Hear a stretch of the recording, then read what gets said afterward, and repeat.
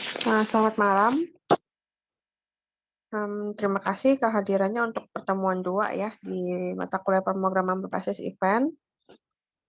Jadi mungkin kita bisa langsung mulai. Oke, jadi hari ini akan lebih membahas tentang terminologi yang dipakai di pemrograman berbasis event, kemudian eh, sedikit coding ya, coding-coding basic. Jadi sebelumnya kalau misalkan ada yang belum install Python-nya. Jadi ini kita bisa coba-coba dulu di online code editor ya untuk mengetahui codingan kita jalannya seperti apa. Jadi tapi nanti di pas bagian praktikum ya.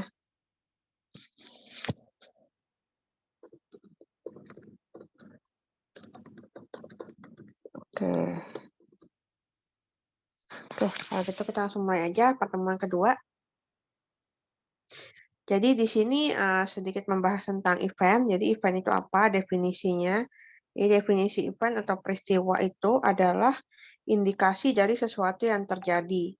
Jadi kalau bicara request atau permintaan, itu seperti namanya ada user yang meminta untuk terjadi sesuatu yang spesifik. Kalau di pemrograman berbasis event ini, kita akan menggunakan terminologi yang sedikit berbeda untuk peserta-peserta yang terlibat dalam interaksi yang melibatkan suatu event atau peristiwa. Jadi kita nggak akan pakai istilah requestor atau service provider atau user, input gitu ya. Kita akan pakai istilah event producer dan event consumer. Jadi di sini kalau kita punya aplikasi besar itu bisa berisi satu atau lebih komponen yang menghasilkan suatu event. Kita menyebutnya sebagai event producer. Jadi mereka ada di yang sebelah kiri ini ya. Itu event producer.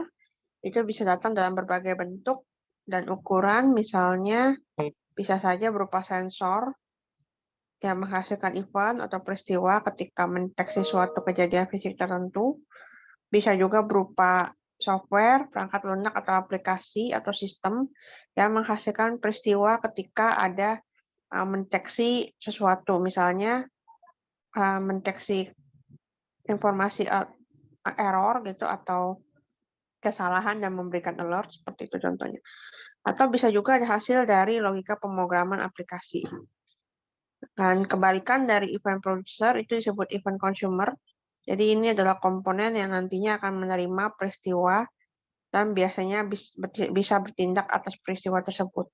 Dan fungsinya bisa bervariasi, bisa berupa menyimpan datanya, menyimpan peristiwa itu untuk digunakan atau menyimpan event itu untuk digunakan, disimpan di dalam database atau data store.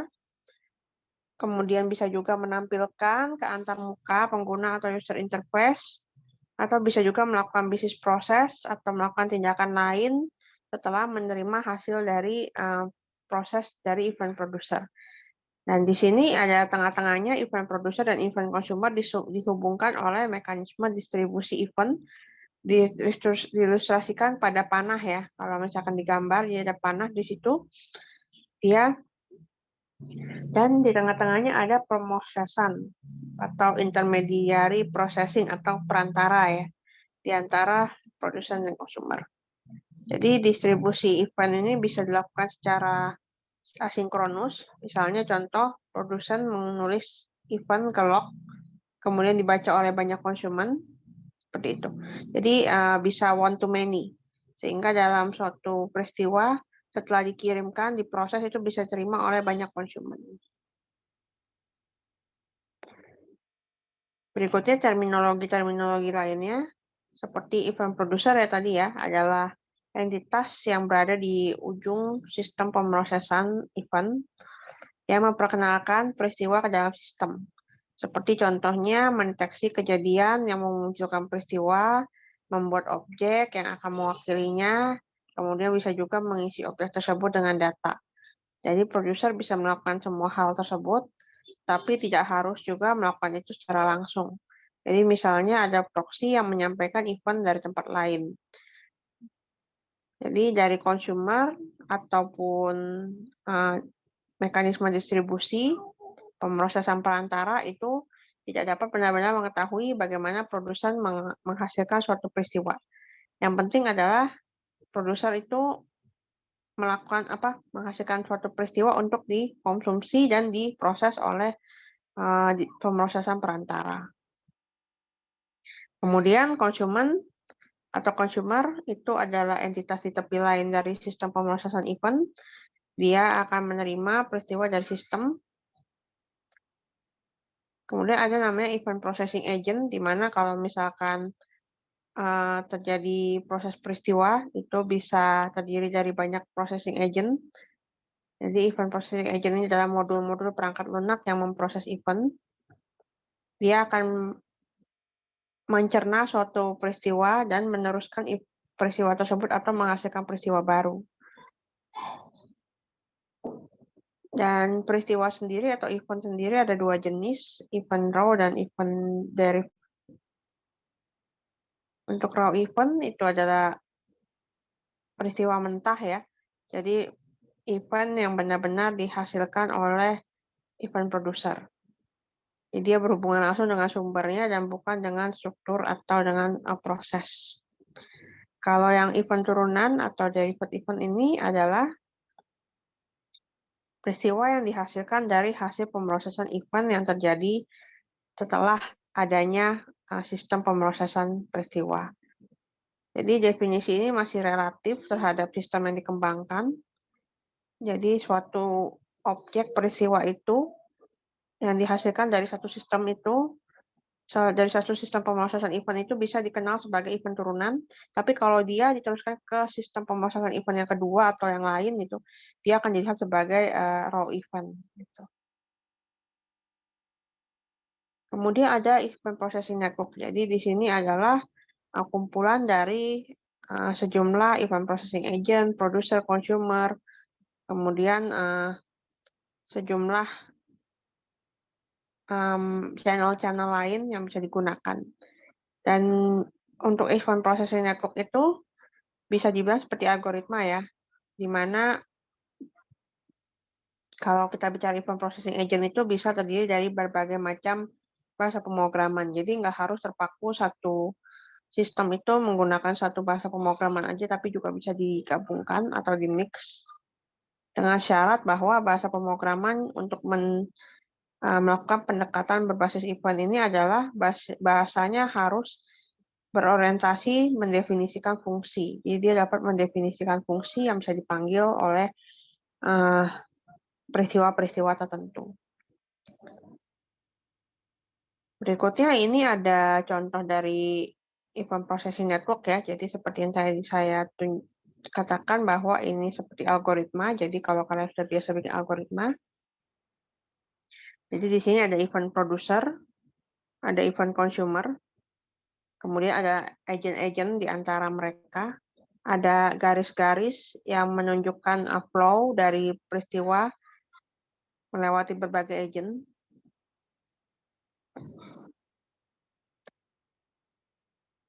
Kita akan coba lihat contohnya.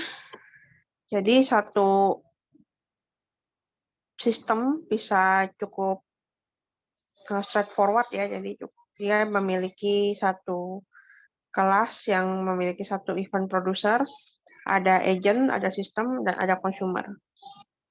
Atau bisa juga ada produser satu, terus kemudian dia bisa menghasilkan inputnya itu bisa dipakai oleh dua agent, yang dikonsumsi oleh dua consumer.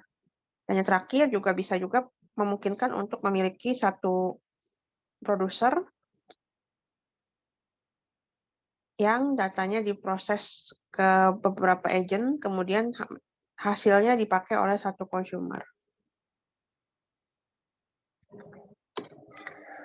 Contoh yang pertama adalah untuk yang satu event producer, satu agent, satu consumer ya. Contohnya adalah ketika kita memiliki peristiwa pencarian driver seperti itu. Jadi ketika kita menggunakan aplikasi kita mau untuk mencari driver yang terdekat. Di situ ada produsernya, kita memiliki GPS sensor yang bisa kita pakai sebagai data untuk kita masukkan ke agent kita, yaitu sebuah sistem untuk mengecek lokasi berdasarkan GPS. Dari situ hasilnya akan diberikan kepada driver yang mungkin ada di dekat lokasi GPS itu untuk mendapatkan orderan kita seperti itu. Contoh yang kedua adalah ketika ada satu event producer dan 2 agent. Jadi dengan satu producer yaitu dari input GPS sensor atau dari data GPS, kita bisa punya 2 agent, jadi 2 sistem. Yang pertama untuk mengecek lokasi, yang kedua untuk mengecek traffic atau lalu lintas. Kalau yang pertama nanti consumer-nya adalah driver yang ada di dekat lokasi tersebut mendapatkan orderan, sementara yang kedua consumer-nya adalah kita sebagai pengguna seperti itu, kita bisa mendapatkan estimate time arrival atau kira-kira dari kondisi lalu lintasnya berapa jam yang dibutuhkan dari driver menuju ke kita seperti itu. Jadi di sini adalah contoh ketika kita memiliki satu input, kemudian ada 2 agent, 2 sistem pemrosesan yang mengambil dari data yang sama, diberikan kepada 2 consumer. Seperti itu. Sampai sini ada pertanyaan mungkin? Kalau belum ada, coba kita kerjakan tugas yang pertama, yaitu membuat contoh proses di mana ada 2 atau lebih agent dan event consumer. Dan coba digambarkan dalam bentuk seperti ini, event processing network.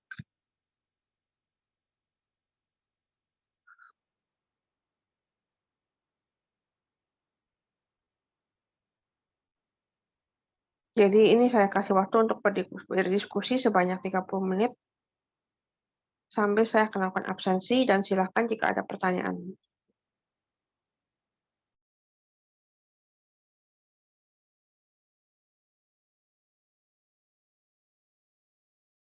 Masih belum paham, Bu. Maksudnya contoh proses bentuknya gambar atau gimana, Bu? Atau langsung codingan ini? Dibuat dalam bentuk gambar seperti ini ya. Event processing network. Oke. Jadi contoh aja yang ada lebih dari 2 agent kayak gini. Jadi kan di sini ada 2 agent.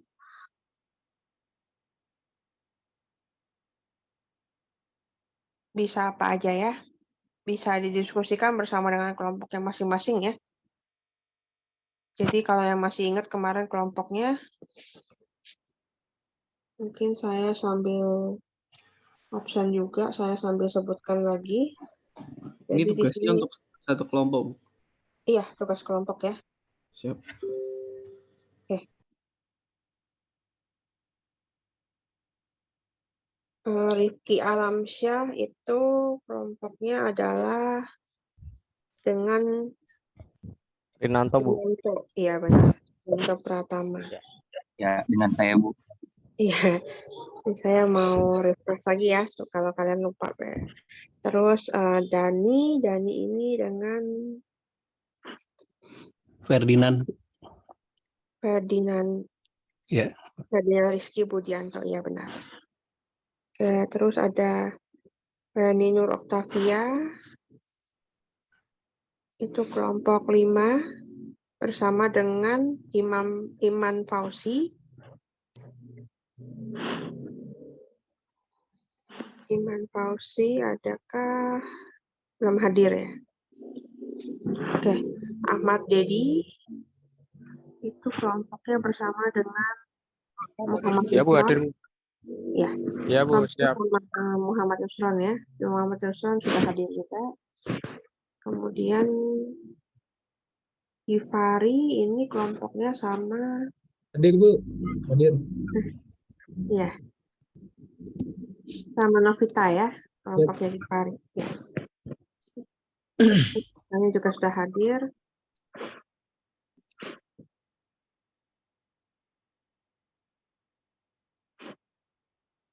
Arif Kurniawan ini kelompoknya sama Saifuddin Tamami. Saifuddin Tamami. Oh iya, Tamami ya. Saifuddin Tamami ya. Ya pada hafal ya.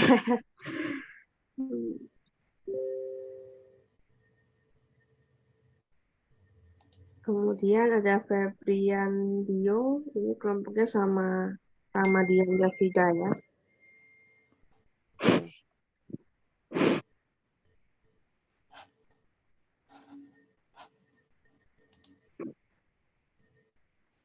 Ini gambarnya kayak pakai Draw.io gitu ya? Ya, gimana? Gambarnya bikin di Draw.io gitu.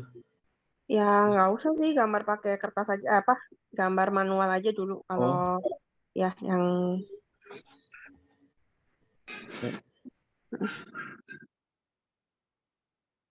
tadi sampai mana ya? Bentar. Muhammad Tufatur ya. Muhammad Tufatur, Rosikin ini sama Muhammad Yusron ya. Bukan. Sama Michael Kartawijaya. Ya, baik, Bu.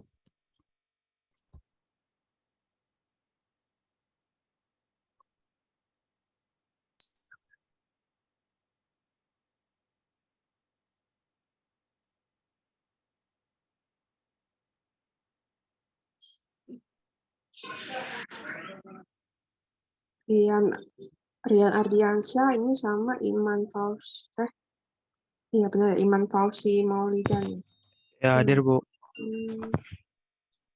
Iman Fauzinya belum hadir. Oke, udah semua. Oke, seperti yang tadi minggu lalu saya informasikan ya, kalau untuk absensi, jadi di pertengahan sama akhir nanti saya absensi lagi sebelum saya tutup. Oke, jadi silahkan coba berdiskusi terlebih dahulu ya.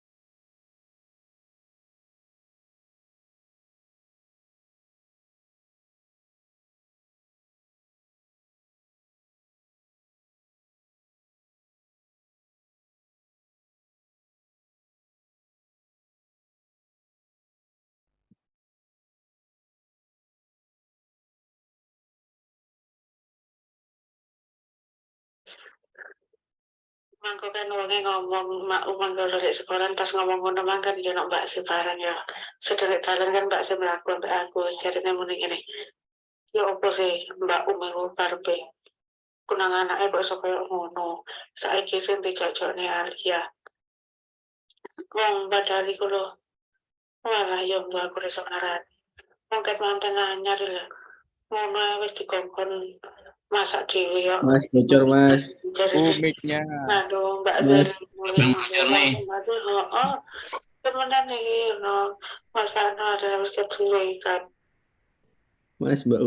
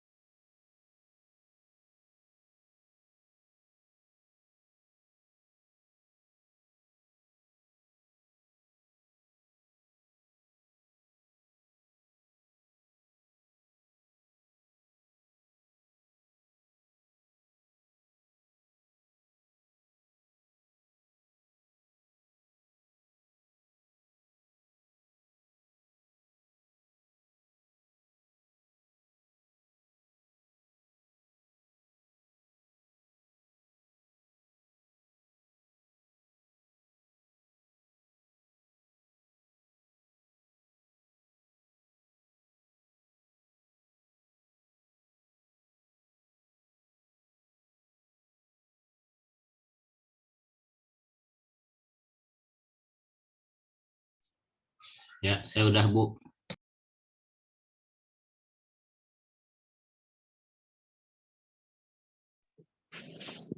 Oke, kalau yang sudah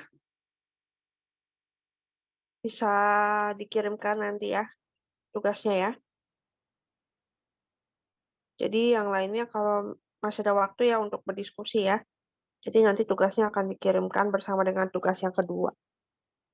Setelah ini kita akan coba masuk ke praktikum, habis itu nanti ada tugas yang kedua, nanti dikirimkan bersama-sama.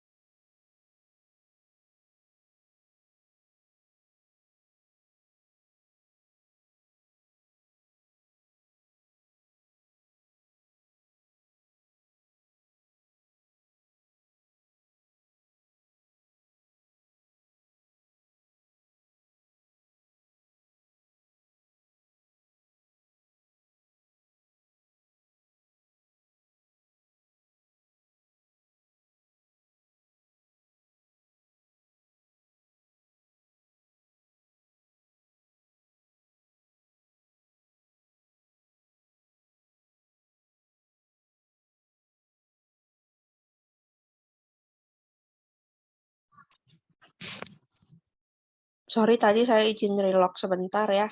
Oke, kita mungkin lanjut aja dulu. Jadi nanti tugasnya dikumpulkan bersama ya. Jadi sekarang kita mau masuk yang praktikum dulu. Jadi kalau tadi rekan-rekan semua belum sempat menginstal Python-nya, kita bisa pakai yang PyNative itu ya, online code online code editor buat Python. Di situ kalau kalian buka halaman websitenya, kalian bisa coba-coba ketik beberapa sintaks, kemudian kalau kalian run, di situ juga bisa kelihatan hasilnya seperti apa outputnya. Jadi bisa coba-coba pakai itu dulu sambil menginstalasi Python-nya. Jadi kalau untuk materi hari ini adalah basic-basic dari coding sedikit, jadi mulai dari perintah untuk print ya. Kemarin kita juga coba perintah untuk print, itu bisa coba print hello world. Jadi print itu fungsi untuk memberikan output tulisan dari apa yang kita masukkan dalam kurung ini. Kemudian ada tanda pagar itu untuk komen. Jadi kalau misalkan kalian mau kasih informasi baris codingnya itu apa misalnya, atau fungsi dari variabel itu apa dan lain-lain macam-macam, itu kalian bisa tambahin tanda pagar. Jadi kalau ada tanda pagarnya itu dia artinya nggak akan dieksekusi sama si sama si Python. Biasanya kita banyak pakai untuk menulis memberikan informasi tambahan dari baris codingan. Jadi kalau di sini saya ketik pagar di sisi komen itu nggak dieksekusi sama si Python. Kemudian berikutnya adalah variabel. Jadi kalau variabel itu kita bisa masukin data di dalamnya. Jadi bedanya sama bahasa pemrograman lain mungkin ya. Jadi kalau misalkan di bahasa pemrograman lain itu biasanya variabel harus di-define terlebih dahulu. Jadi kalau di Python nggak perlu di-define, kayak misalkan ini tipenya integer atau ini tipenya floating atau string seperti itu. Jadi di Python kita langsung aja tulis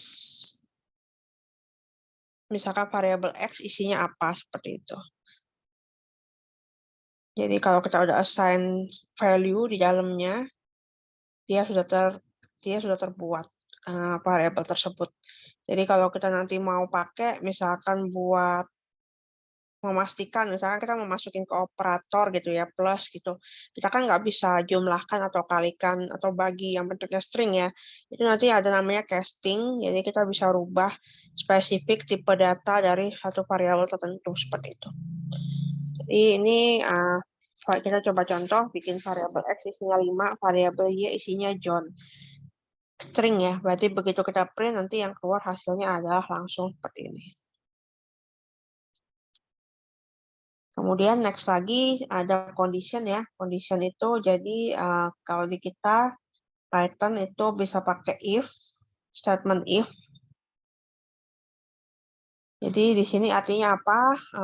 Kalau kita menggunakan statement if itu dia akan mengecek statement tersebut benar atau tidak. Kalau benar maka dia akan melakukan perintah di bawahnya. Jadi contohnya di sini ada variabel A 100, variabel B 200. Terus kita bikin kondisi jika B lebih besar daripada A. Jadi di sini kan karena 200 lebih besar dari 100 berarti kondisinya benar. Maka yang akan dilakukan adalah print B lebih besar daripada A. Jadi ketika kondisinya terpenuhi, maka dia akan melakukan perintah di bawahnya yaitu print gitu. Kita bisa nambahin perintah-perintah lain selain print juga tergantung dengan apa yang kita inginkan ya.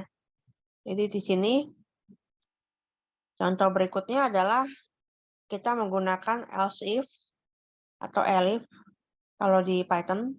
Jadi else if itu adalah ketika kondisi yang sebelumnya tidak benar, maka coba kondisi else if ini gitu. Jadi contohnya kalau tadi B ini kan 100, apakah dia lebih besar dari A yaitu 200? Tidak benar. Maka dia akan masuk ke else if. Coba jika ketika kondisi sebelumnya tidak benar, maka cobalah kondisi yang ini. Jadi kita coba else if A, apakah A sama dengan B? Tidak benar juga. Nah, di situ ada else. Jadi else itu adalah ketika dia kondisi-kondisi sebelumnya tidak ada yang benar, maka dia akan masuk ke else seperti itu. Jadi ketika dia udah cek if-nya tidak benar, kemudian else if-nya juga tidak benar, maka dia akan masuk ke else. Jadi kalau contoh di sini, if-nya itu juga tidak benar ya, B tidak lebih besar dari A, kemudian A sama B juga angkanya nggak sama, jadi dia akan masuk ke else seperti itu. Nah, kita juga bisa tambahin else if lain ya sebelum masuk ke else. Jadi sesuai dengan kebutuhan. Oke, kemudian berikutnya adalah pengurangan atau looping. Jadi di Python itu kita ada pengulangan menggunakan while dan pengulangan menggunakan for. Jadi ini command looping yang umum ya. Kalau while itu dia akan mengulang selama kondisi terpenuhi. Jadi kalau di sini kita state x-nya sama dengan 1, kemudian kita bikin while x lebih kecil dari 10, maka dia akan melakukan print x gitu. Jadi selama kondisi x lebih kecil dari 10 itu benar, dia akan melakukan print. Dan kemudian kita akan menghindari yang namanya infinite looping ya, atau loopingnya terus-menerus karena kondisi X lebih kecil dari 10 itu terus-menerus tidak berubah. Jadi saya tambahkan satu baris lagi yaitu menambahkan jumlah X. Supaya nanti X-nya ketika dia sudah sampai ke 9 gitu ya, karena dia 9, begitu X-nya 10 itu tidak lebih kecil dari 10, maka dia akan berhenti gitu. Oke. Kemudian yang kedua adalah dengan menggunakan for. Jadi kalau tadi menggunakan while, kalau menggunakan for kita bisa menggunakan sequence ya, atau baik itu list maupun string maupun angka seperti itu ya. Jadi di sini contohnya adalah ketika kita mempunyai range 10, maka kita akan melakukan pengulangan sebanyak 10 kali atau 9 kali ya. Kalau di sini ya, dia akan hitung 1 sampai 9. Jadi kalau untuk for perbedaannya sama yang while, kalau for kita iterasi atau kondisinya sudah ditentukan berdasarkan list atau berdasarkan sequence tertentu gitu. Kita bisa pakai ya antara while atau for untuk menggunakan looping. Seperti itu. Oke, jadi ini berikutnya adalah mengambil input ya. Jadi kalau kita mau ngambil data atau user input itu, kita menggunakan metode input dalam kurung. Jadi contohnya seperti ini ya, ketika kita mau masukin inputan user kita ke dalam variabel user seperti itu, atau inputan saya ke dalam variabel user, maka saya akan masukkan variabelnya user sama dengan input dalam kurung apa. Nah itu nanti akan ditangkap sama si Python. Kemudian begitu kita print variabel user, isinya adalah apa yang kita input seperti itu. Jadi untuk mendapatkan inputan dari user, kita bisa menggunakan metode atau fungsi input dalam kurung tutup kurung. Oke, terakhir adalah fungsi. Jadi kita bisa mendefinisikan fungsi di Python yang nanti kita bisa panggil sehingga dia berjalan ya. Terus kita bisa mengembalikan data atau parameter. Di Python kita bisa definisikan fungsi menggunakan keywordnya def, nama fungsinya. Jadi kalau di sini contohnya def my function. Di sini ada isi dari fungsi tersebut adalah saya mau ngeprint, print hello. Nah, begitu saya panggil fungsinya, saya panggil pakai nama fungsinya, my function seperti itu. Dia akan terpanggil dan menjalankan perintah yang ada di dalam fungsi itu. Jadi ini contoh-contoh simpel dari coding Python yang kalian bisa coba. Berikutnya kita masuk ke tugas kedua ya. Jadi ini dengan menggunakan pengulangan, boleh pakai for atau while, kalian bisa coba buat coding untuk output sebagai berikut. Jadi kalau yang pertama ini dia akan menulis atau melakukan print bintang sejumlah dengan barisnya. Jadi baris pertama 1 bintang, baris kedua 2 bintang, dan seterusnya. Kemudian kalau yang nomor 2 ini dia akan melakukan print 5 bintang setiap baris. Jadi baris pertama 5 bintang, baris kedua 5 bintang, dan seterusnya gitu ya. Jadi kalian coba buat codingnya, kemudian nanti tugasnya bersamaan akan dikirimkan sama tugas yang pertama tadi ya. Bisa melalui email, ke email yang Gmail kemarin saya sudah tulis, atau ke email ITTS. Jadi ini emailnya saya akan ketik ulang di sini.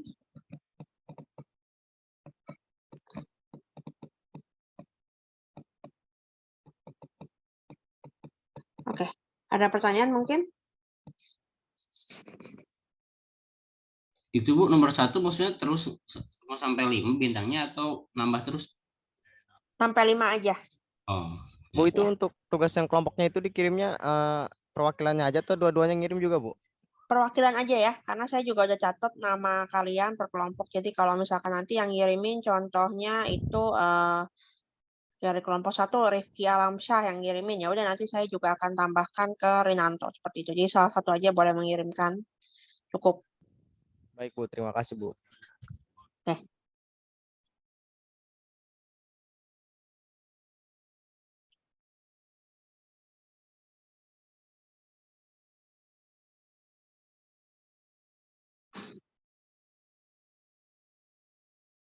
Oke, mungkin kalau nggak ada pertanyaan, saya tunggu tugasnya. Saya bisa akhiri pertemuan kita yang kedua. Nanti kita bertemu lagi di pertemuan yang ketiga. Mungkin saya akan lakukan absen dulu sebelum tutup ya. Oke. Oke, sudah saya absen lagi. Terima kasih ya semuanya. Selamat malam dan selamat beristirahat. Ya. Ya, gimana? Ada pertanyaan lagi? Materi upload di mana ya, Bu? Soalnya di materi di e-learning nggak ada bagian praktikumnya, Bu. Masa di e-learning kok? Coba saya cek nanti ya. Mungkin filenya lambat. Iya, soalnya ada kok e-learning. Sebentar saya cek sekarang deh. Semua materi saya update di e-learning ya. Harusnya ada. Oke, nanti mungkin saya akan coba cek lagi di materi e-learning apakah sudah ada terupdate atau belum.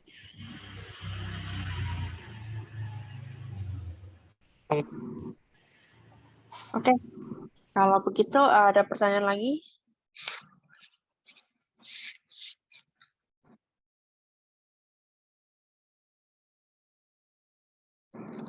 Bu, maaf mau Kalau- tanya, kalau misal kelompok satu, kelompok saya yang satunya nggak masuk, apakah keduanya dapat nilai atau cuma satu, Bu? Oke, jadi kalau tugas kelompok yang di pertemuan-pertemuan seperti ini ya, itu saya akan tetap berikan ke dua-duanya. Jadi kalau misalkan kalian nggak masuk hari ini, misalkan gitu, kalian bisa japrian ya, jadi kontakkan aja sama kelompoknya, mungkin minta dia membagi tugas atau seperti apa gitu. Jadi kan kalau di kelas karyawan ini pada udah kerja ya, atau mungkin yang nggak bisa ambil kelas lah pastinya kan karena mungkin kesibukan lain. Jadi di sini kalian bisa japrian aja sama kelompok masing-masing bagaimana pembagiannya. Tapi kalau dari saya nilainya adalah untuk kelompok. Jadi nanti yang membedakan adalah cuman pas proyek. Jadi kalau ada proyek itu kan nanti ada pertanyaan ya untuk individual ya. Di situ kita bisa berbeda nilainya antara satu kelompok itu yang si A mungkin dapat berapa, si B dapat berapa gitu. Jadi berbeda. Tapi kalau untuk tugas kelompok yang di pertemuan seperti biasa seperti ini sih saya samakan nilainya seperti itu. Oke, Bu, makasih, Bu.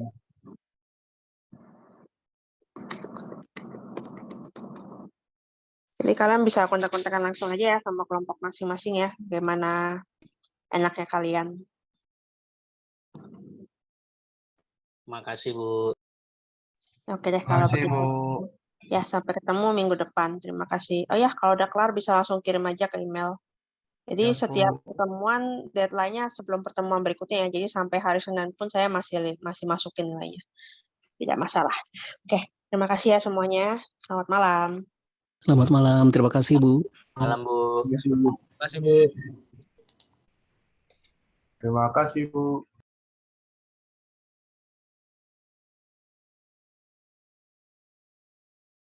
Halo guys.